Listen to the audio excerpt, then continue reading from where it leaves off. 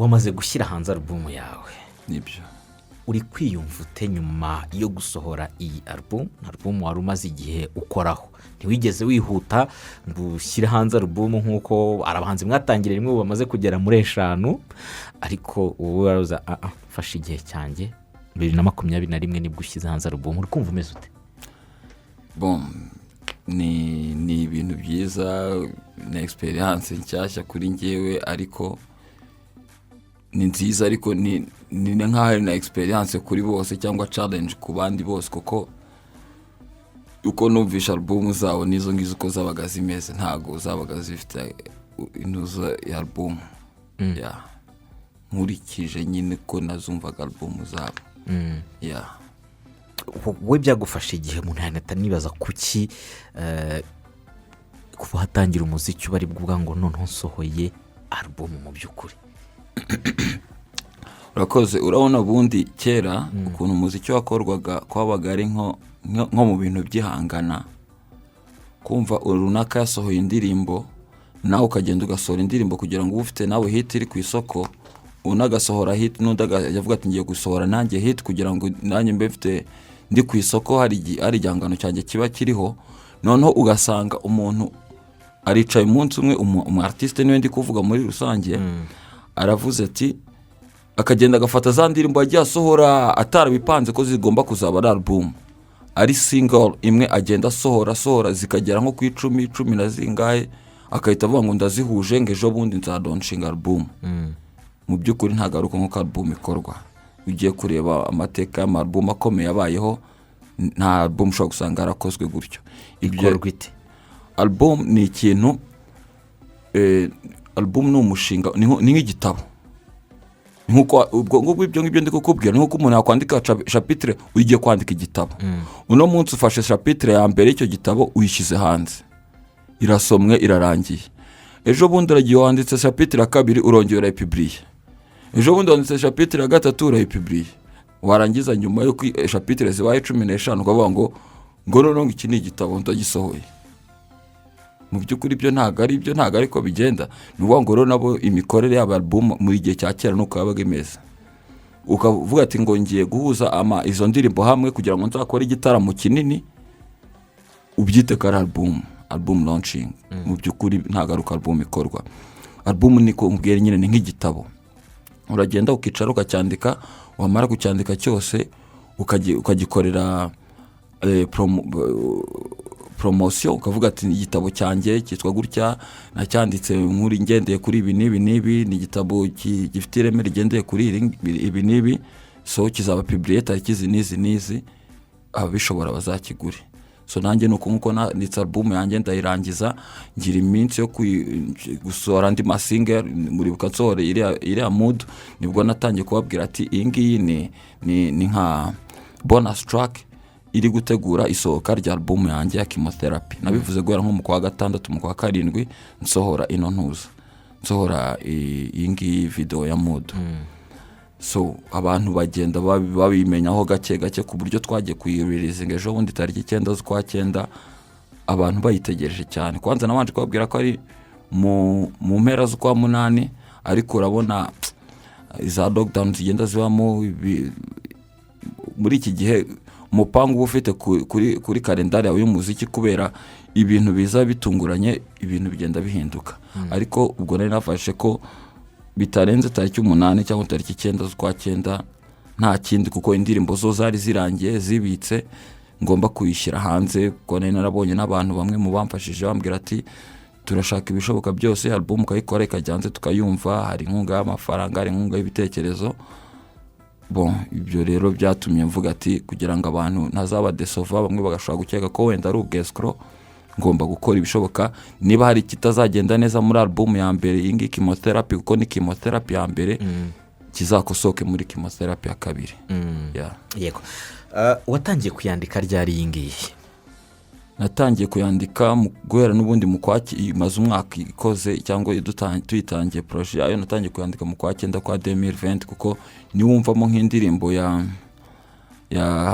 bivugamo mu ndirimbo yitwa iyo ndirimbo yitwa Kaburini kaburini hari aho mvugamo nyine uhita wumva ko nyine twari turi muri 2020 so nayanditse like 2 months amezi 2 twayirangije twahitanye nko mu kwa 9 tuyirangiza nko mu kwa 10 kurangira cyangwa mu kwa 11 gutangira hanyuma hakurikiraho session yo kugira yo kuzimasteringa dufata umwanya wo kuzimasteringa nabwo ariko ndumva byaragiye kugera nko mu kwa 4 mu kwa 5 indirimbo zose twarazitunganyije hasigaye kuzabona umwanya mwiza n'igihe cyiza cyo kuzisohora urumva bakubwira sama niyo right time kugira ngo releasing album abantu bose baba bari excited bari mu muziki ambiance n'iki bintu nk'ibyo duhere ku izina mbere yuko tuza no kwinjira mu gikubiyemo nyirizina izina ubwaryo waritoranije ushingiye kuki bihurira he noneho n'igikubiyemo ari nacyo natubwira urakoze izina rya album yitwa chemotherapy urebye therapy bishatse nk'uvuga nk'ubugorozi kandi kugorora habaho kinesiotherapy chemotherapy chimiotherapy chimiotherapy ni chimiotherapy ni chimiotherapy nibyo byo muri related kuri cancer hanyuma kinesiotherapy no kugorora imitsi ingingo naho bihorera ariko ni ikintu kijyanye no kugorora tu ubwo iyo bijyanye na cancer ni nko gutwika ahantu cancer iri kugira ngo bongere nyine umuntu asubire niba ari bari kumuvura cyangwa kugira ngo bagabanye iyo cancer yari afite so ngewe rero ntago ndi muganga w'umubiri w'umuntu ariko ndi muganga w'ibitekerezo cyangwa by'abantu ndi nk'umutherapist nyine usanzwe ariko nkakora iyo therapy yanjye muri music so nari ngiye guhumuriza abantu kongera kugarura abantu ku murongo w'ibitekerezo byiza biciye mu muziki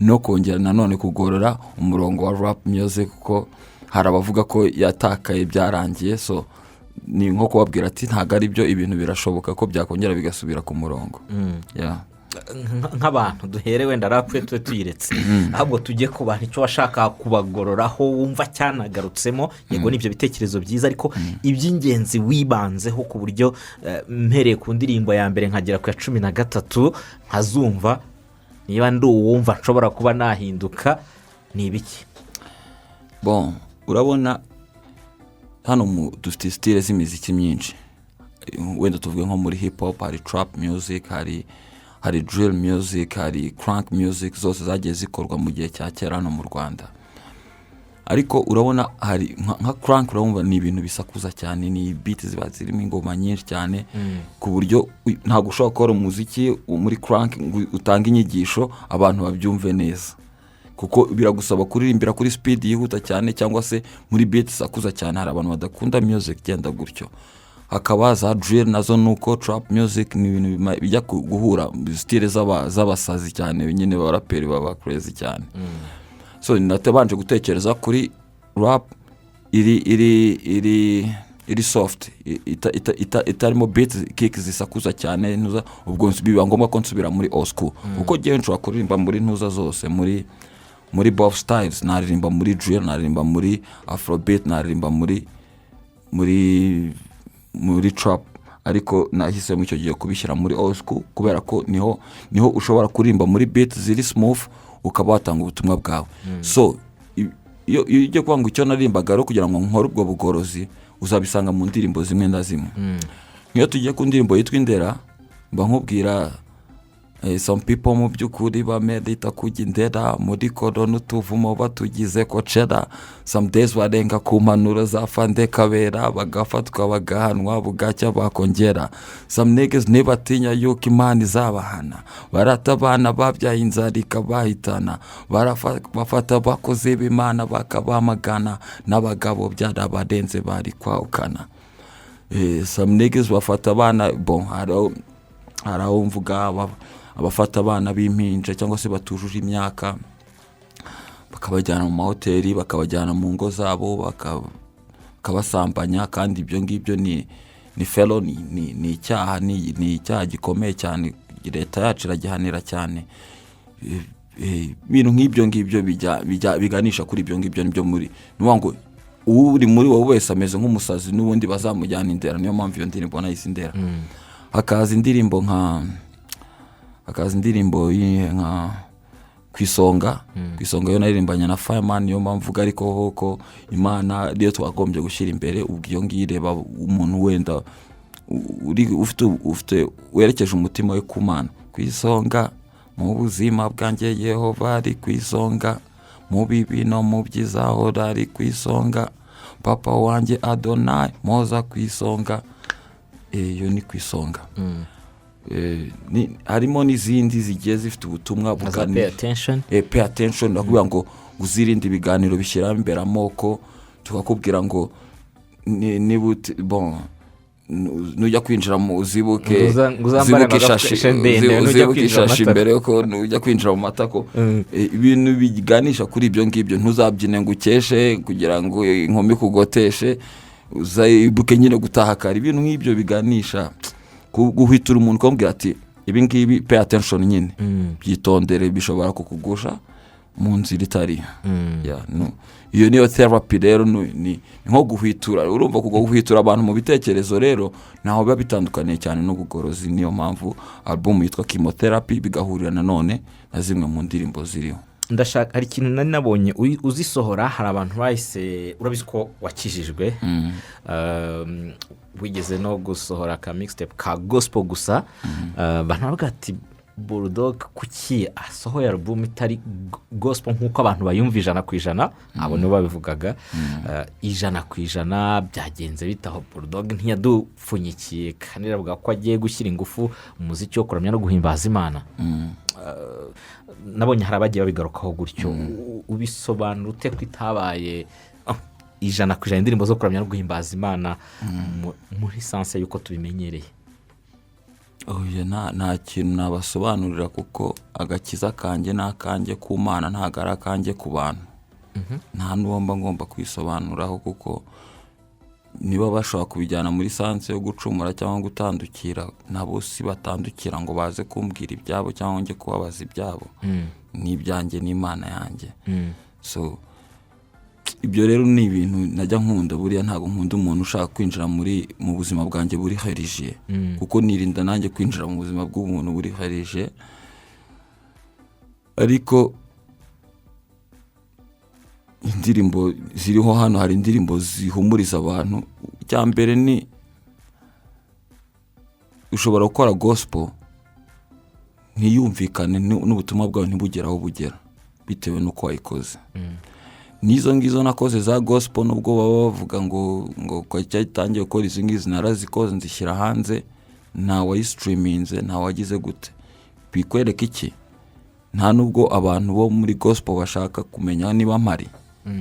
Yes, kuko indirimbo narazijyanye no ku maradiyo yazo ya za gospel. Ntago ndi kubona streams, ntago ndi kubona views, ntago zikora ibintu bya hatari. Nubwo ni nko kuvuga ngo nisanze mu kibuga kitari icyanjye. Nicyo gisobanuro wabihaye? Yes. None se hari ikindi kirenze icyo ngicyo? Naravuze ahubwo nzaririmba agiye mu buryo bwanjye naririmbaga, n'ubundi nk'uko twaririmbye nk'itsinda natavuga ngo tukagira uburyo dutanga ubutumwa buhumuriza abantu, tugira n'ibyo twigisha, mpuza abantu n'Imana mu buryo bwanjye nk'uko bigenda. Hari nk'indirimbo iri kuri album yitwa Kun Fire Kun. Kun Fire Kun nko kuvuga ngo so be it, cyangwa bibuko, kuko niko Imana yaravuze ngo bibe bibuko. Niwo murongo nari nshatse kugenderaho. Sasa mvuga ubuzima buri ku isi, nkavuga no kuri Bibiliya, kuko ni nko kuvuga ntangira mvuga kuva kuri Adamu kujya kuri Abrahamu kugera kuri Kristo, kuzamanuka kuri Kiliziya Gatolika, tukavamo tukajya mu Bushinwa, tukajya kuri Buddha, tukajya mu Basilamu, hanyuma nkagera naho mvuga ubuzima ukuntu bimeze. N'indirimbo ifite ntuza nziza cyane. Ubashije kubura umuntu ufata gutega amatwi kumva, wakumva nayitandukaniye na gospel. Ariko bari abantu kubera ko parfois njyariye mbona bafata ibintu by'Imana bakabigiramo ubuhezanguni. Ashobora kuvuga ati kuko utabiririmbye bigendeye ku mahama ya naya. Man, hano ku isi ushatse gucira umuntu urubanza ntabwo bishobora gushoboka. Buri uzakora ibintu byawe neza hanyuma ushaka ibembo ku Muremyi. Ntabwo jewe ndi hano mu buzima bwo hano ku isi kwigura ku bantu. Wapi? Kandi ukuri kwanjye kuzwi n'Imana yanjye, kandi n'abantu banzi cyane iyo bazi uwo narindiwe kera bakambona n'uyu munsi nzi ko hari shanjuma babona mu migirire yanjye no mu bitekerezo byanjye.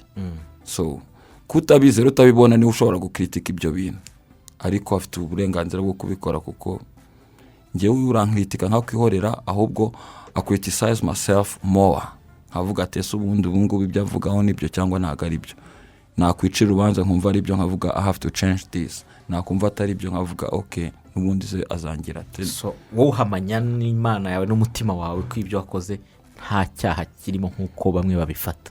Icyaha ariko nitagira icyaha wabivuze ni intungane.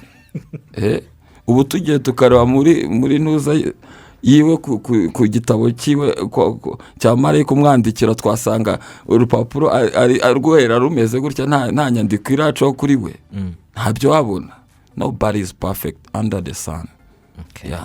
Hanyuma wavuze ko wisanze mu kibuga kitari cyo, nta nubwo uzongera kugikiniramo kiriya kibuga?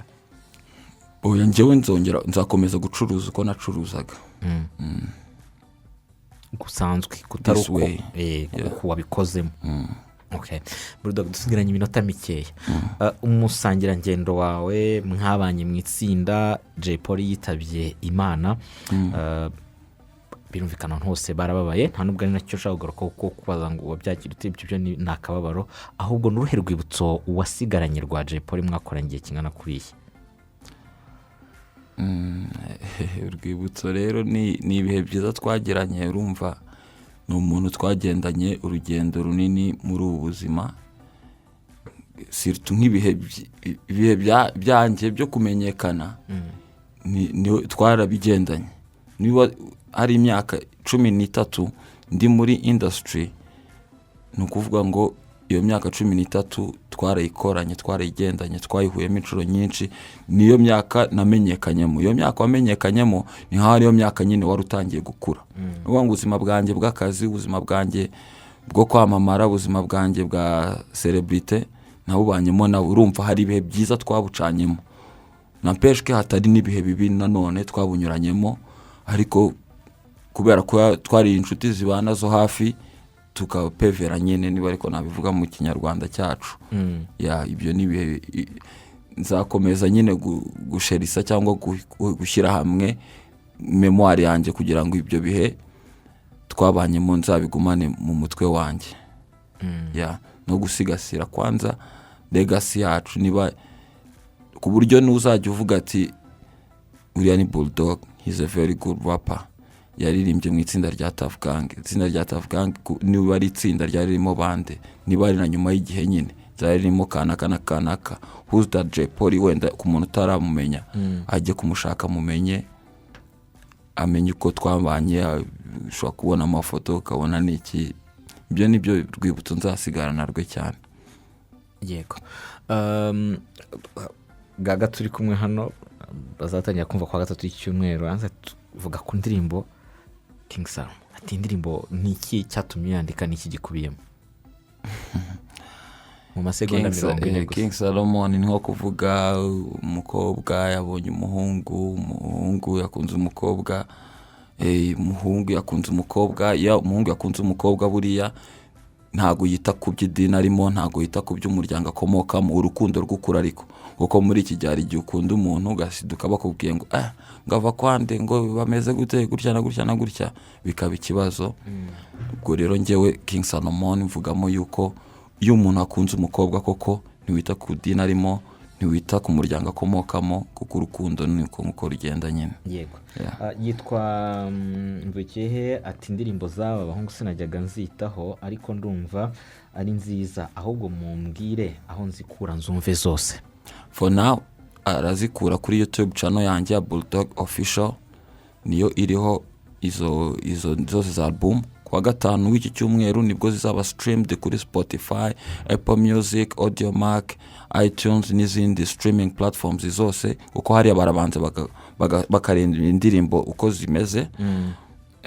Sasa handi turimo turakora ama CDs, kubashaka ama CDs nabwo nzabitangaza wenda kuri social media zanjye, babimenye bamenye uko bazayabona n'igiciro cyayo. ni mu gihe kitari cya kera cyane. yego channel ni Bulldog bifatanye ukongeraho official unyureho uzumve. ndi kubona nyinshi zanumviswe cyane zigeze mu 19 21 34 kabuhariwe niho mbona igeze ubwo wanyuraho ukazumva amashusho yazo saratangira gusohoka ryane. Amashusho nayo nko mu byumweru 2 from now cyangwa nk'ibyumweru 2 from now ndumva nk'ishusho rya mbere cyangwa nk'abiri ya mbere aribwo azajya hanze. Yes. Bulldog turagushimira ko wabanye natwe bwo abantu bakomeza banyure kuri channel bumve indirimbo